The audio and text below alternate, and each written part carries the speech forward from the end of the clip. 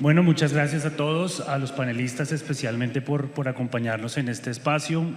A ustedes también, por supuesto, muchas gracias por estar acá a esta hora. Sabemos un poco que ya el estómago empieza a gritar, pero vale la pena, digamos, hablar de estos temas, vale la pena poner en la agenda los derechos humanos, sobre todo en un escenario en donde comúnmente hablar de derechos humanos a veces resulta un poco difícil. Y por otro lado, finalmente también contento por volvernos a encontrar de manera presencial y especialmente sin tapabocas, porque eso también nos tiene un poco difícil y complicada la interacción. Bien, nosotros a lo largo de este foro hemos venido hablando de transición, hemos venido hablando de sostenibilidad y muchos apellidos han venido saliéndole, digamos, a estos temas, ¿no? Entonces, ayer el doctor Cabrales nos hablaba de transición ordenada, en el panel pasado estábamos hablando de transición justa.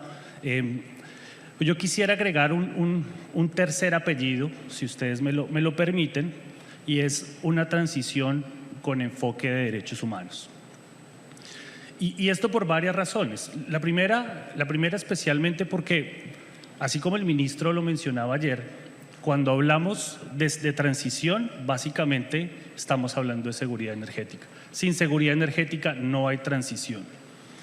Y cuando hablamos de seguridad energética, pues al final estamos hablando de bienestar de las comunidades en donde nosotros operamos, de bienestar de los territorios y de bienestar, digamos, al final, pues de todos los colombianos.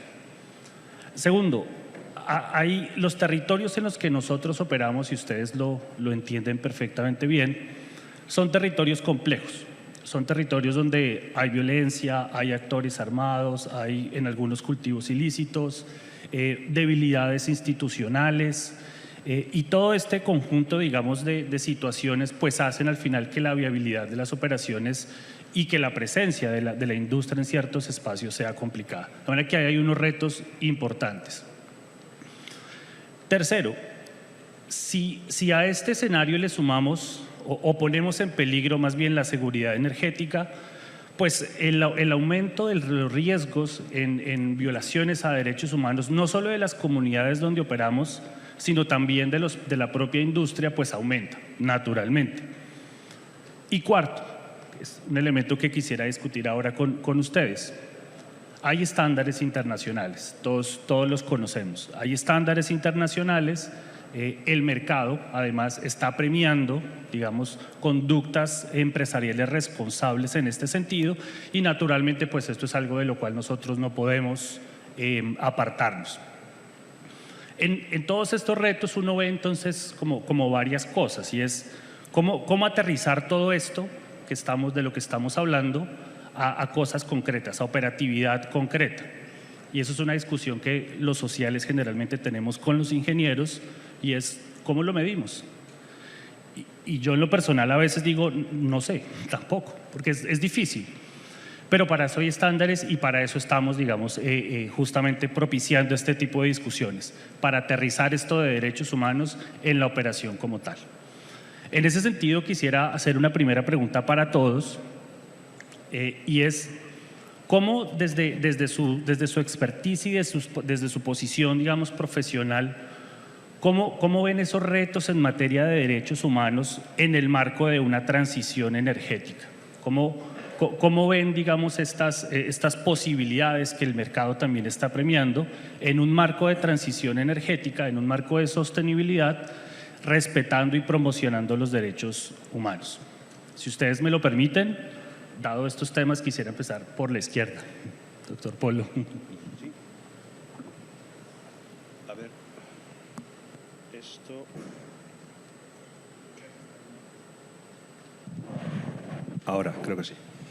Bueno, lo primero, quería agradecer a la ACP, a Francisco, la invitación que nos ha hecho a Repsol, en general y a mí en particular, para poder bueno, pues conversar un poco sobre los temas de derechos humanos el día de hoy. Muchísimas gracias. Yo soy nuevo en el país, acabo de llegar, llevo 2 meses, o sea que para mí todo esto es insumo, ¿no? Todo esto es insumo lo que estoy escuchando. Pero bueno, gracias de nuevo. Vamos a ver, las empresas energéticas tenemos un compromiso adicional al resto de empresas de otros sectores, ¿no? Y básicamente el reto y el compromiso adicional es garantizar el desarrollo de las comunidades mediante el suministro de energía, y una energía que sea en todo momento segura, eficiente y sostenible, ¿no? El marco que tenemos actualmente, que es al cual nosotros nos adherimos, el Acuerdo de París, que uno de sus puntos fundamentales era, si recordamos, era la neutralidad en emisiones de carbono para el año 2050. Nosotros nos acogimos, creo que fuimos incluso la primera compañía a finales del 2019 en públicamente comprometernos en ese sentido, ¿no? Y nuestro plan estratégico está trabajando o está diseñado en ese sentido, ¿no? De hecho, tenemos, aunque en términos absolutos no es muy relevante en comparación con otras compañías del sector por el tamaño, pero sí es importante reseñar que el 35% de nuestras inversiones en el plan estratégico son inversiones en tecnología o en bajo carbono, básicamente. Vamos a ver, existe digamos, y se ha hablado antes aquí de ello, ¿no? El consenso de que la transición energética es básicamente decir, oye, nos olvidamos de los combustibles fósiles y nos movemos hacia energías renovables, ¿no? Y eso está muy bien, ¿no? Y al final todos tenemos que apuntar a que el año 2050 pues que tengamos un planeta mucho mejor, con una temperatura más controlada, etcétera, etcétera. Pero hay un proceso de transición. Y nosotros, las empresas energéticas, nuestra obligación es garantizar el suministro de energía a todas las comunidades. Y ya no hablo aquí en concreto de lo que es el mundo desarrollado, sino en países en vías de desarrollo y sobre todo en comunidades, digamos, pues que a lo mejor de difícil acceso, ¿no? Y eso, al final, es importante garantizar en este periodo transitorio y con todo el esfuerzo que se está poniendo por parte de todas las compañías y con objeto de que las comunidades se desarrollen adecuadamente, hay que garantizar el abastecimiento y hay que garantizar un precio razonable de la energía, vamos, de la energía en este caso, ¿no? Yo sí os puedo contar que en España, pues en mi país, al margen de lo que está ocurriendo ahora, el conflicto entre Rusia y Ucrania, lo que sí es cierto es que tras la pandemia pues hubo una subida importante del consumo y la gente en España es que no llega a final de mes porque la energía es absolutamente devastadora, ¿no? El coste de la energía, ¿no? Ahora mismo pues se ha visto más aumentado, ¿no? Y vemos pues que, en fin, hay un conflicto relevante sin duda y tenemos los precios del crudo que tenemos, ¿no? De alguna manera, si la energía en la que estamos trabajando las empresas que nos dedicamos a la extracción de combustibles fósiles no soporta ese gap que puede existir en un momento adecuado, pues nos vemos en situaciones en las que ya se ha comentado aquí, pues de inflación, de costes inasumibles, y ya no se hablo solamente de la industria, sino en el día a día, la gente que está en su casa y el que tiene que encender la luz porque tiene que hacerlo, ¿no? Entonces, es importante que tengamos eso en cuenta. Yo creo que la ruta hacia el 2050 es clara. Yo creo que todo el mundo está concienciado de que el 2050 es un año tentativamente de emisiones netas cero, y hacia ahí se está trabajando, pero no podemos descuidar lo que es desde ahora hasta entonces, ¿no? Y las energías fósiles, pues hoy por hoy, pues brindan su apoyo en una medida muy importante, ¿no? Simplemente lo digo a título anecdótico, ¿no? Porque lo ha mencionado antes el presidente de Ecopetrol, ¿no? Pero la situación que tenemos ahora mismo, por ejemplo, en España, que estamos trayendo gas de fracking de Estados Unidos, y la conciencia general en la Unión Europea es que no se puede hacer fracking, pues dices, bueno, eso está muy bien, pero me está costando la energía 5 o 6 veces más de lo que a mí me costaría. Y España no es un país petrolero ni gasista, pero sí tiene cuencas con con roca generadora de gas, arcillas, sobre las cuales se puede practicar este tipo de actividades, ¿no? Por tanto, yo creo que tenemos que ser un poquito más pragmáticos. Con ese horizonte del 2050, sin duda es importante, pero no pensar que es que de la noche a la mañana nos tenemos que olvidar de los combustibles fósiles y dedicarnos a la eólica, la hidráulica y todo este tipo de cosas. Bueno, muchas gracias. Gracias, doctor Polo. Seguridad energética, bienestar. Doctor consejero, ¿cómo ustedes desde la consejería ven esta transición con un enfoque de derechos? ¿Cómo ustedes la están abordando? ¿Cómo se la están pensando? Bueno, primero que todo, muchas gracias a todos. Permítanme abusar de este selecto auditorio para darle gracias a Dios por la oportunidad que me da de estar aquí hablando de este tema tan importante. Yo, doctor Lloreda, muchas gracias por la invitación. Grato verlo nuevamente después de nuestro trabajo en equipo ya hace algunos años. Yo no soy experto en petróleos, no soy experto en hidrocarburos. Pero sí tengo una expertise. Yo soy experto en ese diálogo con la gente. Más de 25 años trabajando con organizaciones sociales a lo largo y ancho de este país. Dios me ha dado la oportunidad de recorrerme este país en varias oportunidades e interactuar con las diferentes organizaciones en el territorio. La verdad, lo mío es el territorio, es el pueblo, es la vereda, es esa circunscripción territorial que a veces se nos olvida un poco. Y sobre eso quiero hacer algunos aportes. Yo creo que lo primero que tenemos que hacer en esto es ver el contexto donde el desarrollo de las empresas a las que ustedes pertenecen se está dando. Un contexto complejo, difícil. Cuando uno ve todo este panorama en estos 11 municipios del Catatumbo, cuando uno ve lo que está pasando en el Putumayo, cuando uno ve las dificultades en el Caquetá, etcétera, etcétera, realmente como gobierno y como ciudadanos tenemos que estar muy agradecidos que ustedes, a pesar de las dificultades, sigan propendiendo por desarrollar esta actividad que es tan importante. Pero creo que aquí el tema fundamental, el reto que tenemos al frente, porque en estas regiones donde ustedes están y que acabo de mencionar, tenemos retos de seguridad bastante superlativos. Tenemos retos de seguridad que tenemos que afrontar y que estamos afrontando con decisión gracias a la acción de nuestra fuerza pública. Tenemos que encontrar, digamos, cuál es el issue, cuál es el gran tema aquí. Y yo realmente, después de interactuar mucho con las organizaciones a nivel territorial, creo que el tema aquí es un tema que ustedes conocen muy bien, y es el tema de generar riqueza. La gente en el territorio quiere verse beneficiada de lo que ustedes hacen en el territorio.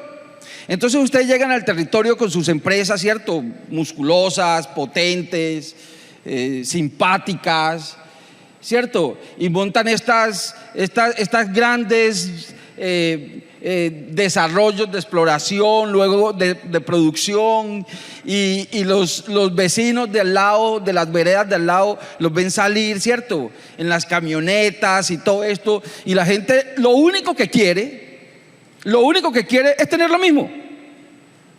O sea, esto no se trata de otra cosa. Esto no se trata pues de envidias, ni ideologías, ni nada por el estilo. Esto se trata simplemente de generar riqueza.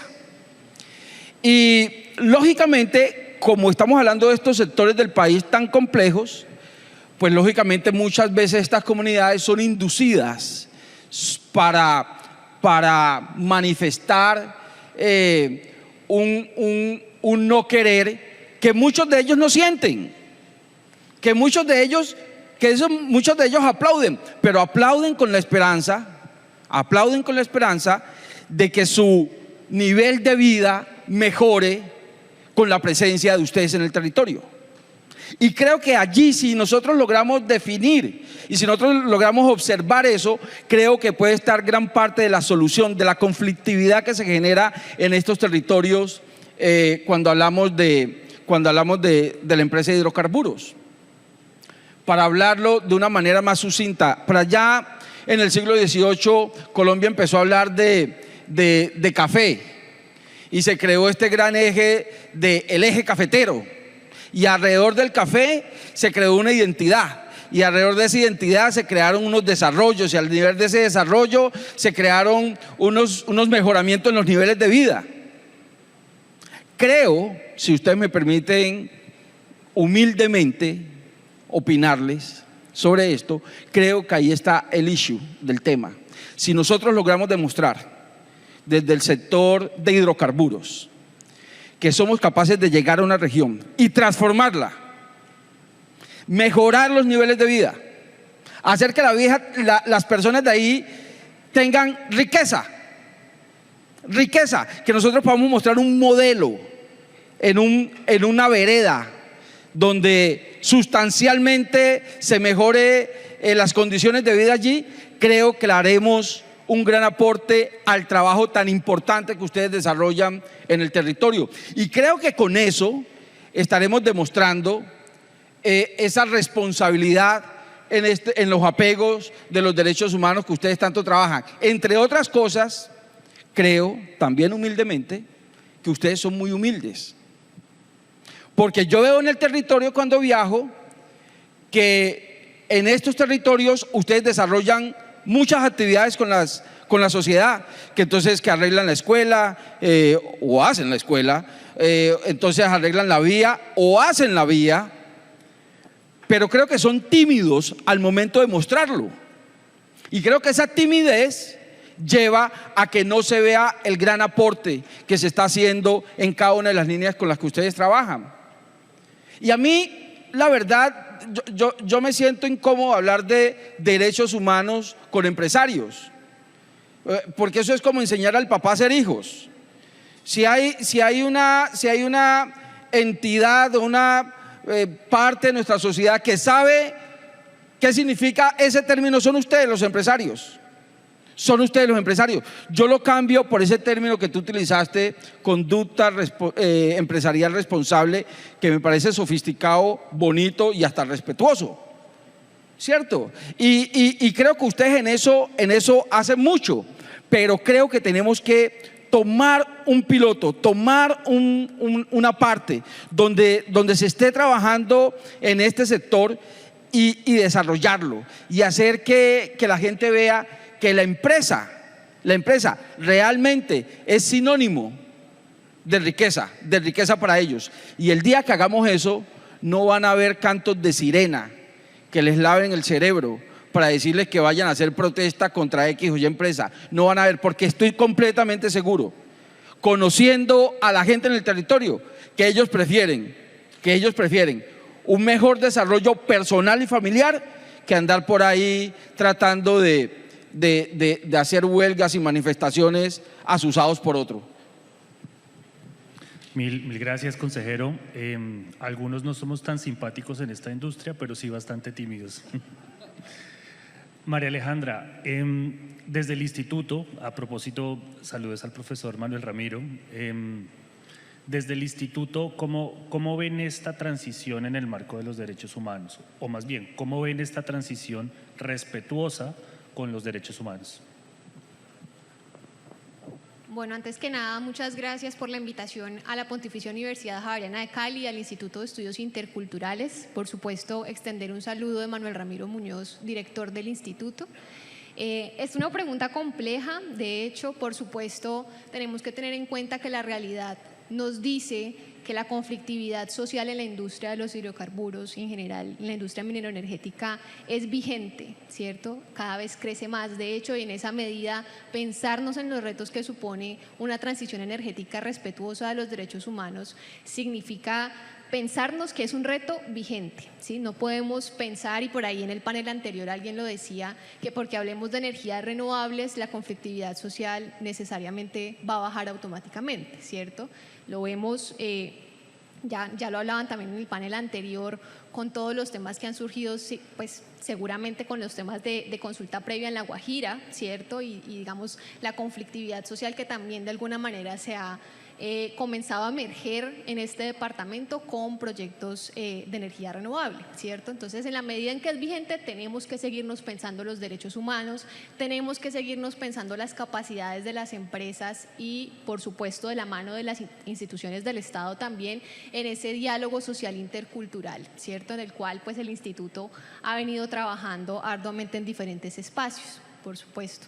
Entonces, es importante partir por mirar hacia adentro. Yo creería que ese reto debe ser abordado por continuar evaluando qué está haciendo la industria para asumir ese reto que todavía es vigente. Y sin duda alguna, uno de los primeros pasos es llevar esa necesidad de pensarse una transición energética respetuosa de los derechos humanos y que aboque por un diálogo social intercultural desde la cabeza de la empresa, ¿cierto? Nosotros vemos de alguna manera como tres grandes niveles en las empresas de la industria. Tenemos este gran nivel directivo, el nivel más gerencial y el nivel operacional de las empresas. Y sin duda alguna, lo que uno puede percibir hoy por hoy es que muchas veces estos temas sociales e incluso ambientales se quedan muy en el nivel gerencial.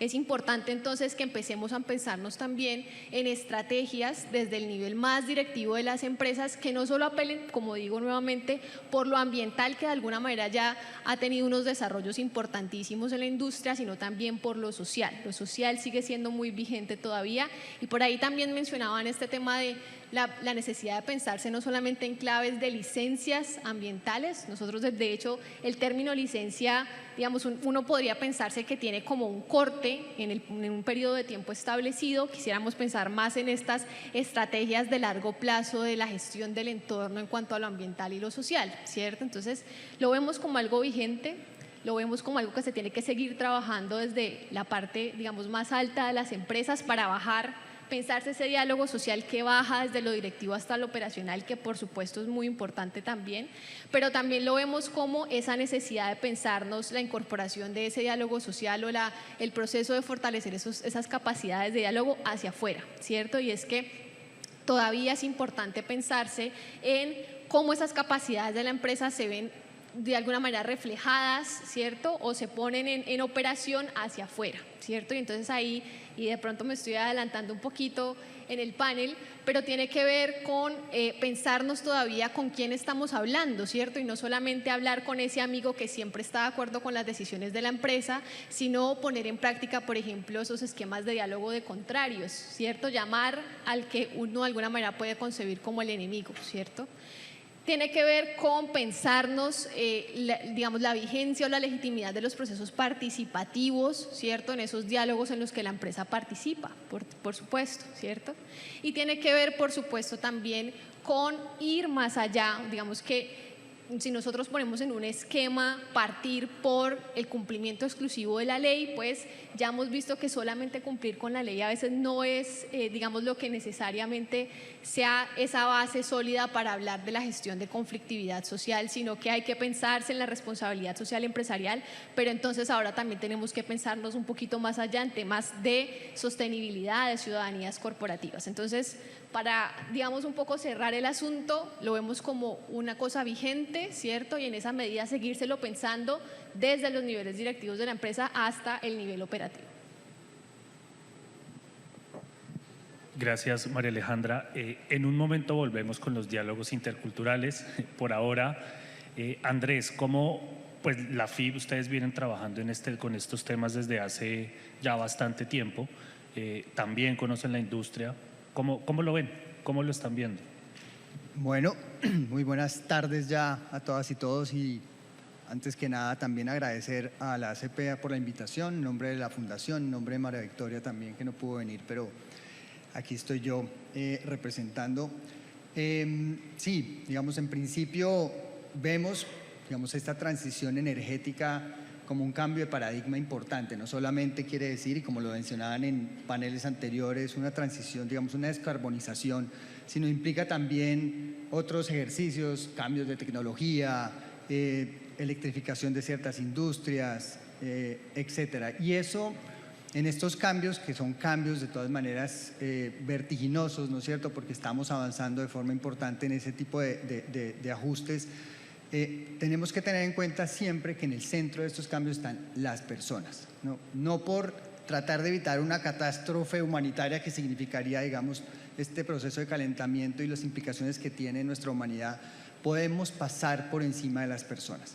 Sí, personas que hoy día sufren precisamente este cambio, que es una realidad, y que tienen cierta vulnerabilidad frente a esta situación climática, y que en algunas ocasiones, por presencia de la industria, pueden exacerbar ese tipo de vulnerabilidad frente a este cambio climático. O personas que pueden ser afectadas también por las actividades que realiza una industria con buenas intenciones para mitigar sus efectos, digamos, o sus emisiones, por ejemplo, de gases de efecto invernadero, o para adaptar, digamos, a adaptarse al entorno. Entonces, sentimos que si no tenemos en consideración y ponemos en el centro de estos ajustes a las personas, la inequidad, la inconformidad, los conflictos se pueden exacerbar, y al final lo que queremos y pretendemos todos con esta transición energética pues no se va a dar con el momento que se requiere, y también, digamos, con los beneficios que se generarían para todos, para la industria y para las personas.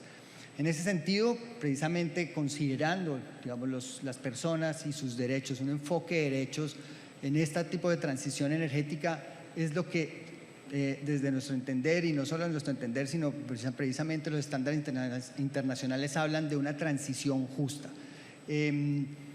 Y pues con este desafío hay una respuesta, que eso es lo bueno también un poco de tener en cuenta esos estándares internacionales, y no solo estándares internacionales, sino buenas prácticas en la industria. Una respuesta que se llama debida diligencia. ¿Y qué quiere decir esto? Creo que esto es un tema también que ya viene avanzándose en la industria, ya no es chino avanzado cuando uno habla de temas de debida diligencia. Pero en principio, cuando habla de debida diligencia en el marco de una transición energética / transición justa, implica que una empresa se pregunte, bueno, si yo tengo, por ejemplo, una actividad o una acción de mitigación, como puede ser buscar compensar mis emisiones a través de bonos de carbono, yo tengo que preguntarme también como empresa, bueno, ¿y esta persona o esta empresa que me está prestando ese servicio de bonos de carbono, cómo está distribuyendo esa riqueza en aquellas comunidades que son las que están cuidando de pronto un bosque, ¿no? Y que precisamente en esa transacción pueden verse afectadas en sus medios de subsistencia? O como una empresa que está empezando a ejercer, digamos, algún tipo de acciones para adaptarse al cambio climático y construye un dique para evitar que se le inunden sus facilidades, se pregunte, bueno, y si este dique lo construyo, ¿cómo puedo afectar a una comunidad que también está sufriendo, digamos, de la misma situación de un cambio climático que puede estar inundando sus propias comunidades?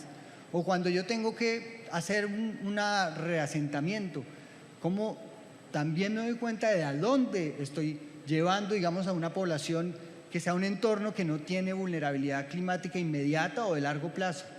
Sí, hay muchas acciones que las empresas realizan de buena fe, con buenas intenciones, pero si no se preguntan cuáles son las implicaciones que puede tener en las personas precisamente este tipo de situaciones, pues ¿qué vamos a aumentar? La mayor inequidad, mayor inconformidad. Entonces, digamos, este tema de la debida diligencia no lo digo yo les decía, lo plantean los estándares internacionales, ¿no? Los principios rectores de derechos humanos y empresa, la OCDE, ¿no? Con su guía de debida diligencia, pero también más allá, la misma COP26 habla de la importancia de la debida diligencia de derechos humanos para una transición justa, e inclusive insta a reforzar esos procesos que se están dando hoy día, que parecen lejanos porque la Unión Europea ya está planteando leyes y regulación en materia de debida diligencia obligatoria, insta a los otros gobiernos a que sigan ese ejemplo. Y también lo plantea no solamente, digamos, a nivel de los gobiernos y la regulación, los mismos inversionistas, precisamente porque saben que hay riesgos para sus propias inversiones, precisamente por ese descontento que podríamos exacerbar si no consideramos en nuestras actividades digamos, a las personas y los ponemos en el centro. Entonces, para finalizar así frente a este tema, la industria ha avanzado en este tema de debida diligencia. Sabemos que hay compromisos frente a los derechos humanos, procesos de debida diligencia en marcha. Sin embargo, nos falta, digamos, sobre todo en términos de resultados efectivos para las personas. Y nuevamente no lo digo yo, lo dicen los benchmark internacionales. Ahí hay un gap.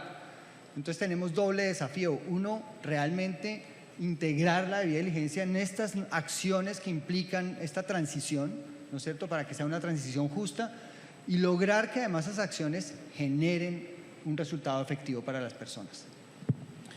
Gracias, Andrés. Importante, como lo mencionaba también el doctor Bayón hace un rato, identificar y medir.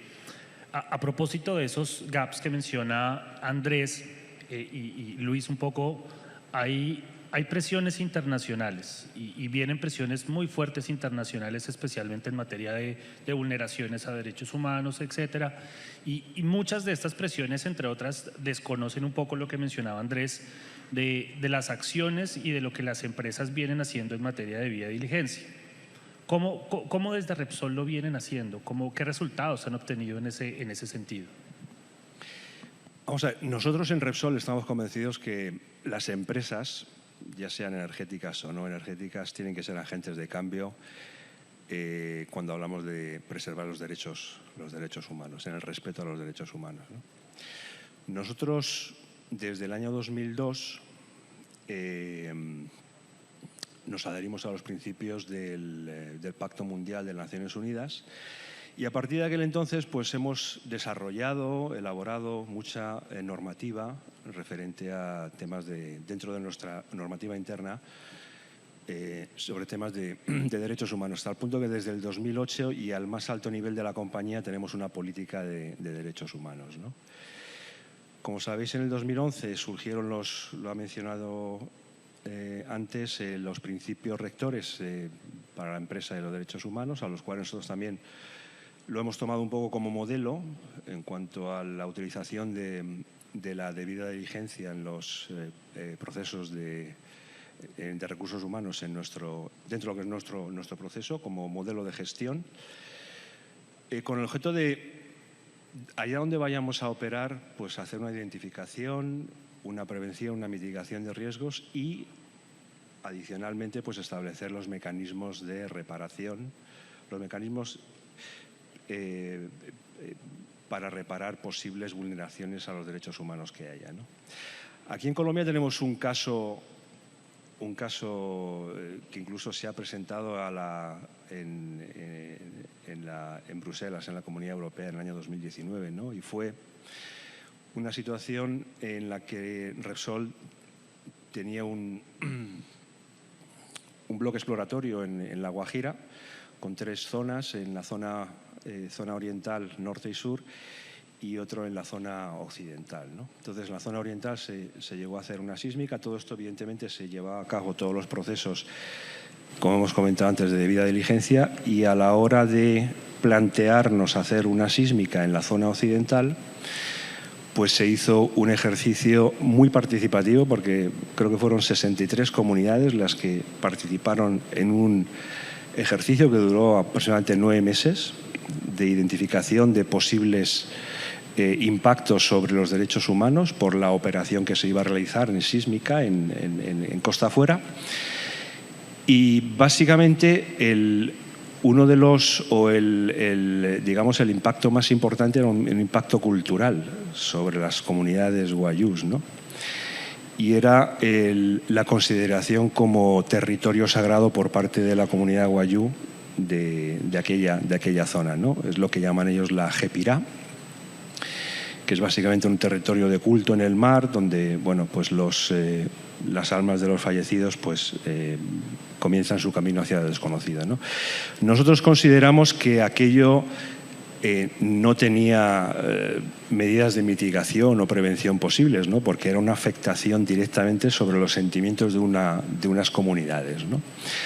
Al final, a muy alto nivel en la compañía se tomó la decisión de renunciar a las operaciones en ese bloque.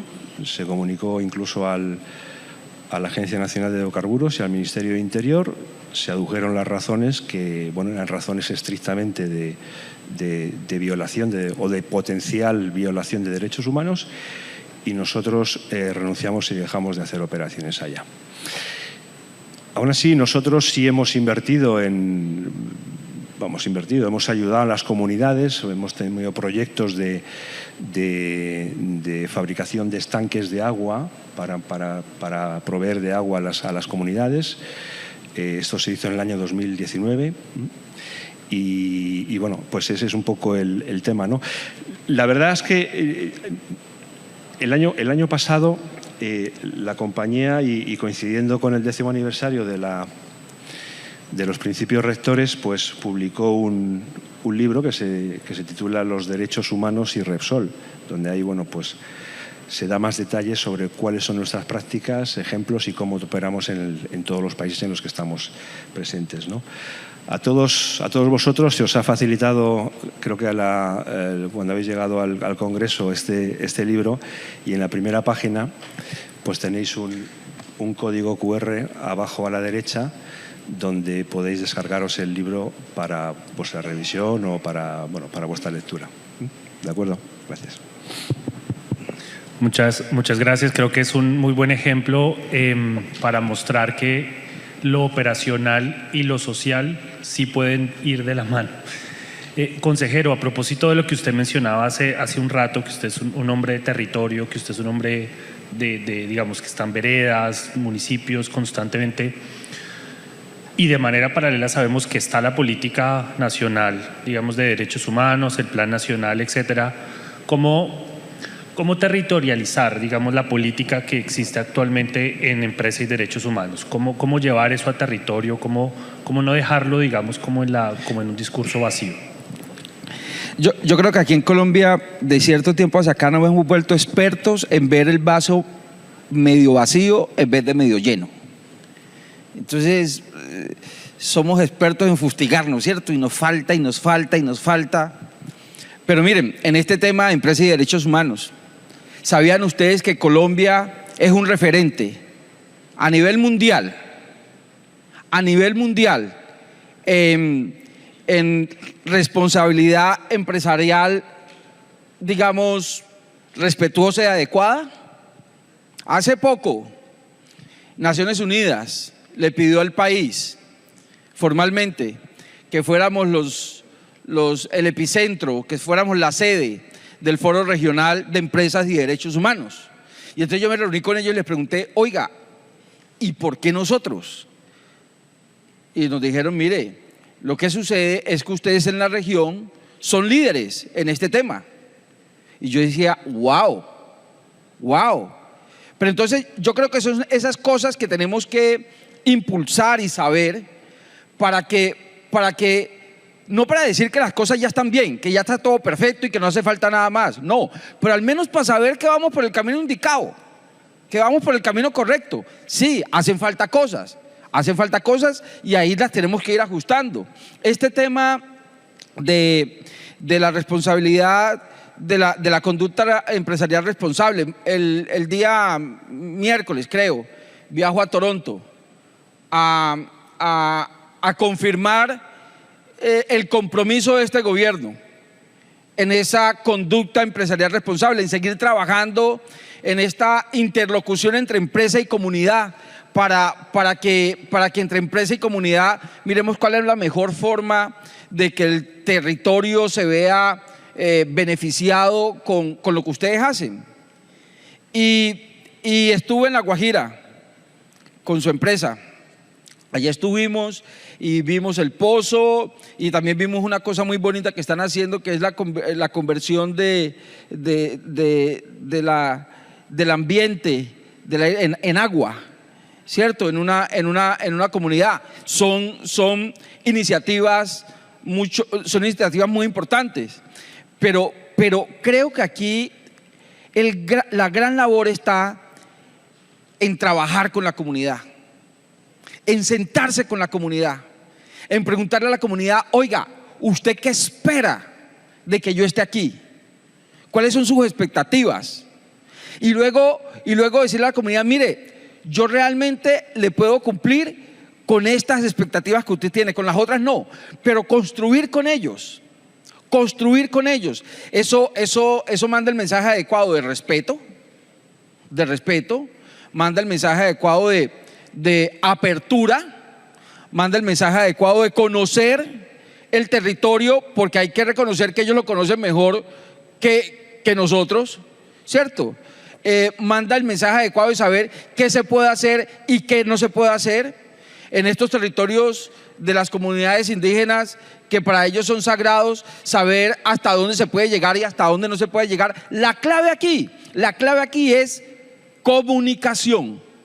La clave aquí es hablar con la comunidad y hacerle ver a la comunidad que esto es un gana-gana, que la empresa lógicamente va a ganar, pero también ellos se van a ver beneficiados con el rendimiento de la empresa y que va a transformar vidas. Usted logra eso y usted le pega ahí a cualquiera de los 30 artículos de la Carta de los Derechos Humanos, a cualquiera.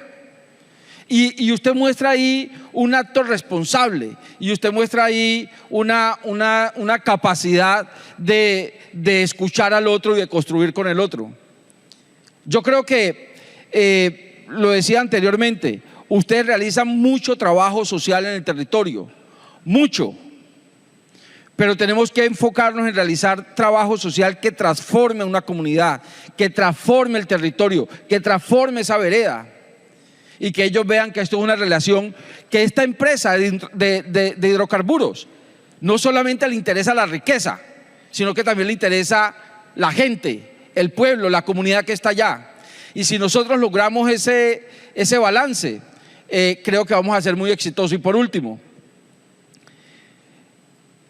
creo que a pesar de los desafíos que tenemos en algunas veredas, en algunas comunidades en el país en términos de seguridad, creo que Colombia tiene bien ganado este título de ser un referente para el desarrollo de empresas y de derechos humanos en la región. Y creo además, y aquí no quiero sobarle la solapa a nadie, creo además que ustedes son un ejemplo. Lo que ustedes hacen en el territorio es importante, toca profundizar, toca mejorar, toca mirar mejores canales, toca mirar cómo actuamos ante la coyuntura.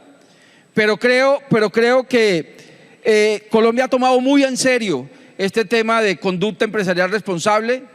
Yo donde voy me reúno con las cámaras de comercio y es impresionante todo lo que las cámaras de comercio están haciendo a través de las empresas, pero también es muy impresionante lo que ustedes están haciendo en el territorio. Y aquí está un espaldarazo de este gobierno, que es amigo de la empresa, que es amigo de lo que ustedes hacen en el territorio para continuarlos apoyando y acompañándolos. Muchas gracias. Gracias, consejero. Importantes anuncios los que nos hace en este escenario. Cuente con nosotros para lo que usted necesite. A propósito de lo que mencionaba el consejero María Alejandra, él enfatizaba mucho en diálogo social, y yo le pondría un apellido que lo mencionabas hace un rato, es diálogo intercultural.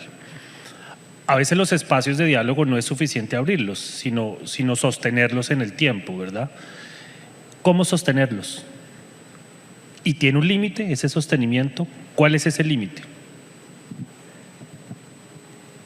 Bueno, continuando con la intervención que les compartía antes, digamos que lo importante en primera instancia es ponernos de acuerdo como con que esa estrategia, como les decía, sea a nivel directivo, pero no debemos quedarnos ahí, tenemos que pensarnos, si se quiere, en esa operativización del diálogo social, ¿verdad? En cómo se hace, cómo lo abrimos y cómo lo mantenemos, ¿cierto? Y en esa medida es igualmente importante no solamente tener el objetivo de sentarnos a dialogar con las comunidades, sino también de pensarnos, como les decía, en primera medida hacia adentro, ¿cierto? Si los funcionarios que están a cargo de participar en esos ejercicios de diálogo cuentan con las capacidades para efectivamente dialogar, ¿sí? Si cuentan con la información necesaria sobre esos sujetos con los cuales se van a encontrar, y en esa medida, y ahí la información es muy importante precisamente, el tema de los diálogos informados, porque no podemos, y cuando hablamos de diálogo social intercultural, acentuar con ese diálogo esas asimetrías en las relaciones de poder que hay entre la empresa con relación al Estado, y con las comunidades, y más aún si tenemos en cuenta que en este esquema de reconocimiento de derechos diferenciados en nuestro país, en Colombia, luego de la Constitución del 91, pues hay sin duda alguna unas asimetrías de poder entre las mismas comunidades también y asimetrías de derecho. Entonces, ese diálogo de ninguna manera puede entrar primero a desconocer esos derechos, pero tampoco puede entrar a acentuar esas asimetrías de poder entre los diferentes actores, ¿cierto? Además de eso, por supuesto, con el tema de darle continuidad a los diálogos siempre está la necesidad de pensarse en el seguimiento a los mismos, y el seguimiento no necesariamente tiene que ver con el seguimiento a si cumplí con el acuerdo o no, que por supuesto de todas formas es importante, ¿cierto? Y en esa medida nosotros, por ejemplo, hemos tenido la experiencia de acompañar a la Agencia Nacional de Tierras del Ministerio de Agricultura en la creación de lo que hoy en día es su unidad de diálogo social, ¿sí? Una cosa que comenzó como una labor, alterna de una de sus áreas misionales, hoy en día es un área transversal a la Agencia Nacional de Tierras, porque vieron que el diálogo social es una capacidad que permea todos los procesos de la entidad de alguna manera, ¿sí?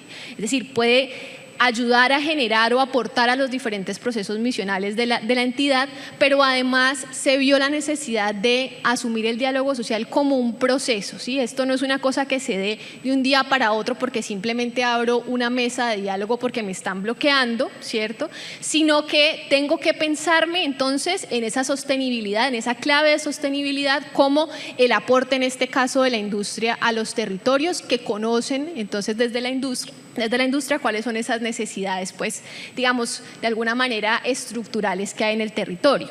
En esa medida, continuando con el ejemplo que les daba de la unidad de diálogo social de la agencia a la cual hemos tenido la oportunidad de acompañar desde el instituto, ha sucedido que hemos pasado de un escenario en el cual se atendían conflictividades en el marco de coyunturas, como en el caso de la industria seguramente ocurre cuando hay paros, ¿cierto?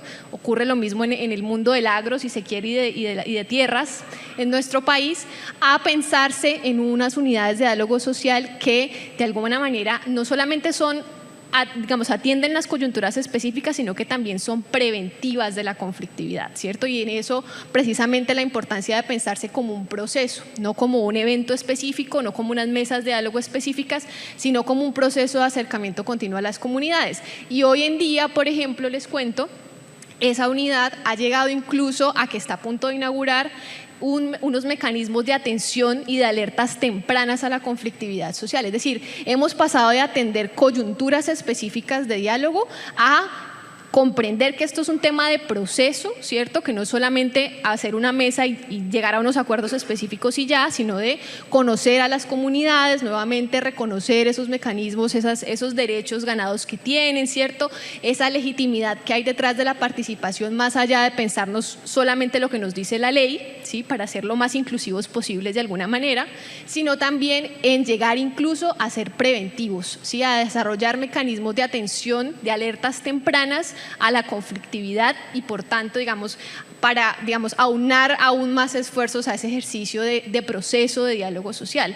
Ahora, en cuanto a los límites, por supuesto, siempre es una pregunta de fondo, es una cosa que uno escucha mucho en la industria y es ¿hasta dónde debo llegar? ¿Sí?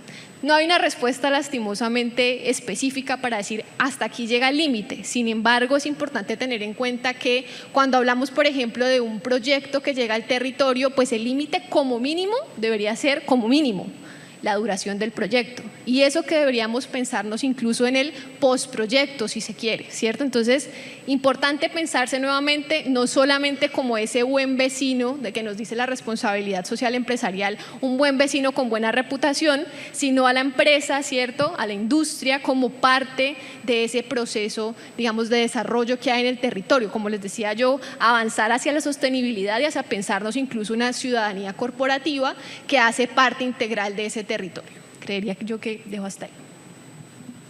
Gracias, María Alejandra. Y robándonos los últimos minuticos previos al almuerzo, hemos hablado acá de la responsabilidad desde las empresas, el compromiso desde las empresas, y quisiera, Andrés, finalizar contigo preguntando ¿cómo entender la corresponsabilidad entonces en el territorio? porque al final la responsabilidad en términos de derechos humanos, tanto de promoción como de respeto, pues al final termina siendo una relación bidireccional de todos los actores, como lo mencionaba María Alejandra. ¿Cómo entender esa corresponsabilidad por el respeto y la promoción de los derechos humanos en el territorio? Bueno, muchas gracias y disculpen retrasar un poco su salida al almuerzo, pero voy a ser breve en ese sentido. En todo caso, quiero volver a referirme a los estándares. ¿Y por qué los estándares? Nuevamente, porque es la forma como están evaluando el desempeño de la industria y de sus empresas. Así que es importante, digamos, poner atención a lo que dicen los estándares. Y finalmente, digamos, uno también de las ventajas y virtudes de este tipo de estándares, por ejemplo, los principios rectores, que plantea la diferencia y los roles y responsabilidades frente a esta agenda. ¿Sí? El Estado tiene el deber de proteger y de garantizar el derecho.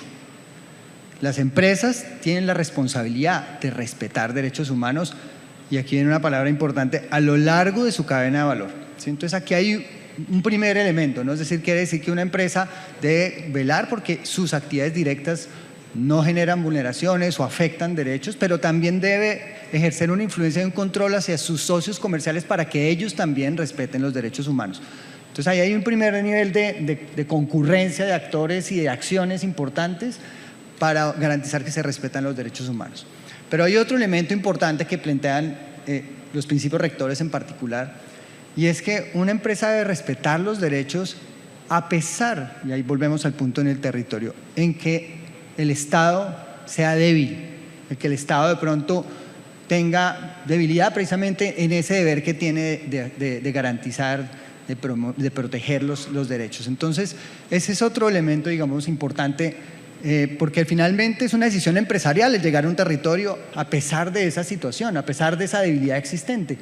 Y esa es una de las circunstancias que normalmente empresas como ustedes se encuentran siempre en el territorio, ¿no? Una debilidad que además trae otro tipo de situaciones, ¿no? Conlleva otro tipo de situaciones que la misma OCDE llama como problemas sistémicos, ¿no? Y ya lo han mencionado muchos de ustedes en los paneles anteriores también, problemas como la pobreza extrema, que puede generar obviamente la aparición de trabajo infantil en la cadena de valor, o problemas de grupos criminales, economías ilícitas, problemas de informalidad, que puede generar también vulneración de derechos en la cadena de valor. ¿Sí? Son problemas sistémicos a los que una empresa pues, se ve abocada a lidiar, a pesar de que no está en el control directo, obviamente, que no es la causa de una acción empresarial, pues significa de todas maneras que son condiciones del contexto que pueden aumentar la probabilidad de que se generen algún tipo de afectación de derechos en las actividades propias o en las actividades de la cadena de valor. Y nuevamente, otra vez, la buena noticia es que los estándares también plantean una forma de abordar esa dificultad y ese desafío, es un desafío definitivamente. Y le ayuda a través de esta metodología de la debida diligencia precisamente a identificar, bueno, ¿hasta dónde va mi responsabilidad como empresa directa? ¿Hasta dónde está la responsabilidad de mis socios comerciales? Que yo pueda tener una responsabilidad de ejercer influencia y control, pero no estoy reemplazando responsabilidades. Y hasta dónde también me lleva a identificar dónde hay una falencia precisamente de ese gobierno local en cumplir ese deber para, digamos, motivar y movilizar. La debida diligencia me ayuda a identificar también cuál es el riesgo que hay a partir, digamos, de todas estas actividades que ejecuta la empresa, la cadena, en ese contexto en particular. Y sobre ese valor de ese riesgo, ¿no? Pensando el riesgo en las personas, puedo priorizar y puedo tener una justificación también de negocio para decir, tengo que influenciar, tengo que motivar a que a otros actores se involucren en atender ese tipo de problemas sistémicos que están ahí, porque es en mi interés, en el interés de las personas y en el interés naturalmente de esos otros actores. Y también la debida diligencia, precisamente en este involucramiento que hay para identificar esos riesgos, puede identificar también ideas, acciones que ya están sucediendo en el territorio, ¿no? Iniciativas donde yo puedo pues, apalancarme fácilmente, donde concurren otros actores, donde concurren otras acciones para superar ese tipo de problemas sistémicos que no le corresponde ni le compete, digamos, hacerlo a la empresa directamente, pero que sí es en el interés, a partir de un ejercicio como estos, de lograr y contribuir a fortalecer y a superar ese tipo de problemas, porque nuevamente pueden implicar también vínculos con vulneraciones de derechos humanos que al final me pueden poner también aprietos como empresa, ¿no? Frente a mi negocio, frente a mi relación con el entorno y frente a mi relación con estos otros actores importantes, inversionistas, el Estado, los mercados internacionales. Entonces, sí, efectivamente ahí hay métodos, hay formas de… pero lo más importante precisamente es buscar esa guía que plantean los estándares internacionales y precisamente también volviendo a resaltar el involucramiento con esas partes interesadas, con esos grupos que están en el territorio para entender realmente cómo esas acciones pueden afectarlos, pero también escucharlos, cómo podemos volvernos, digamos, actores conjuntos y apoyar y contribuir al desarrollo sostenible de una región que permita precisamente que se eviten este tipo de vulneraciones y naturalmente pues generemos un entorno viable para los negocios y para las personas que habitan en ellos. Muchas gracias, Andrés. Como ven, en el marco de la transición, de la sostenibilidad, los retos para esta industria no paran. Seguimos con muchos retos, pero también tenemos respuestas. Debida diligencia es un camino, conducta empresarial responsable es un camino. La simbiosis entre operación y los temas sociales es importante, los diálogos interculturales, de manera que de aquí en adelante y esperando el próximo foro, señor consejero, pues acá el debate sigue abierto. Nosotros seguimos dando estas discusiones tanto internas como hacia afuera. Y bueno, creo que sin más que mencionar, muchas gracias a los panelistas por haber aceptado esta invitación, a todos ustedes también por estar a esta hora hablando de derechos humanos y de diligencia. Muchas gracias.